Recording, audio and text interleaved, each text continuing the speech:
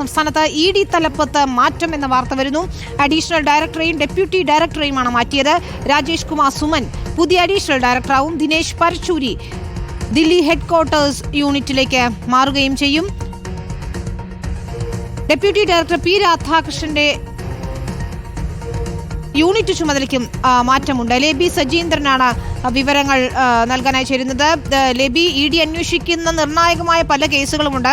അതിൽ ഏറ്റവും ഒടുവിലായി വന്ന പകുതി വില തട്ടിപ്പ് കേസുണ്ട്, കരുവന്നൂർ കേസുണ്ട്, ഹൈറിച്ച് ഉണ്ട്. അങ്ങനെയും നിരവധി കേസുകൾ നിൽക്കുന്ന സമയത്താണ് ED തലപ്പത്ത് ഒരു മാറ്റം ഉണ്ടായിരിക്കുന്നത്. ഇതെങ്ങനെയായിരിക്കും കേസുകളുടെ അന്വേഷണത്തിൽ പ്രതിഫലിക്കുക? ഇതൊരു സ്വാഭാവികമായ മാറ്റം മാത്രമാണല്ലോ അല്ലേ?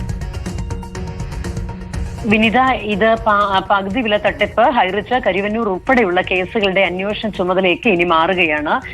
കൊച്ചിയിലെ എൻഫോഴ്സ്മെന്റ് ഡയറക്ടറേറ്റ് ഓഫീസിൽ ഒരു അഡീഷണൽ ഡയറക്ടർ, 4 ഡെപ്യൂട്ടി ഡയറക്ടർമാർ, അങ്ങനെ ഇവരടങ്ങുന്ന 4 യൂണിറ്റുകളാണ് ഉള്ളത്.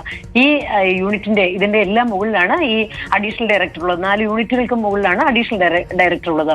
ഇപ്പോൾ നിലവിൽ ദിനേശ് പരച്ചൂരിയാണ് അഡീഷണൽ ഡയറക്ടർ. അദ്ദേഹത്തെയാണ് ഡൽഹി ഹെഡ്ക്വാർട്ടേഴ്സിലേക്ക് മാറ്റിയിരിക്കുന്നത്. അദ്ദേഹത്തിന് പകരമായി ഇപ്പോൾ ഇങ്ങോട്ട് വരുന്നത് രാജേഷ് കുമാർ സുമനാണ്.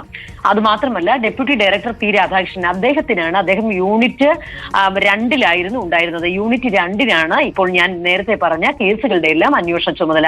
അതിപ്പോൾ ഇനി 1 രാധാകൃഷ്ണന്റെ ചുമതല, അതായത് deputy director P Radhakrishnan unit 1 മാറിയിരിക്കുന്നത്. അതായത് യൂണിറ്റ് 2 അന്വേഷണ ചുമതല രാജേഷ് നായർക്കായിരിക്കും. ഇനി അത്തരത്തിൽ അന്വേഷണങ്ങളെല്ലാം ഇത് ബാധിക്കുമെന്നുള്ള കാര്യം ഉറപ്പാണ്. ഈ അന്വേഷണമെല്ലാം ഏതാണ്ട് അവസാന ഘട്ടത്തിലേക്ക് എത്തി നിൽക്കുന്നു. പാതിവില മാത്രമാണ് ആദ്യ ഘട്ടത്തിൽ നിൽക്കുന്നത്. ബാക്കി കരുവന്നൂരിന്റെ അന്തിമ കുറ്റപത്രം സമർപ്പിക്കാനിരിക്കുകയാണ്. ഈ ഘട്ടത്തിൽ ഇത്തരത്തിൽ അന്വേഷണ ചുമതല മറ്റൊരു ഉദ്യോഗസ്ഥനിലേക്ക് മാറുന്നു എന്നുള്ളത് തന്നെയാണ് ഇതിലെ പ്രധാനപ്പെട്ട കാര്യം.